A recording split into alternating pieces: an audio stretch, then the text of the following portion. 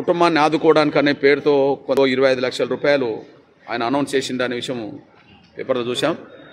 కానీ ఇంకా పెద్ద మనసు చేసుకొని మానవత్వం ఉండాలంటే మీరే చెప్పారు, చనిపోయిన అమ్మాయి మళ్ళీ ఎట్లా తిరిగి రాదు అని చెప్పి. నిజమే, చనిపోయిన అమ్మాయి తిరిగి రాదు, ఇంకొక ప్రాణం కొట్టమిట్టాడుతున్నది. వాళ్ళని ఆదుకునే విషయంలో మరింత పెద్ద మనసు చేసుకొని దాదాపు ప్రచారం జరుగుతున్న క్రమంలో 1000 కోట్ల రూపాయలు ఈ సినిమా పుష్ప 2కు 1000 కోట్ల రూపాయలు దాటింది అని చెప్పి, ఆదాయం దాటింది అని చెప్పి వస్తున్నది. 100 కోట్ల రూపాయలతో 1 కోటి రూపాయలు ఇవ్వడం పెద్ద సమస్య కాదు. 1000 కోట్ల రూపాయలు ఇప్పటికే దాటిన సమయంలో కనీసం 1 కోటి రూపాయలు ఆ కుటుంబాన్ని ఆదుకునే దిశగా వెంటనే అల్లు అర్జున్ గారు పెద్ద మనసు చేసుకోవాలి. చిన్నోడైనా కూడా పెద్ద మనసు చేసుకొని మానవతా దృక్పథంతో స్పందించాలి. అదే సమయంలో ఆ కుటుంబాన్ని ఆదుకోవాలి.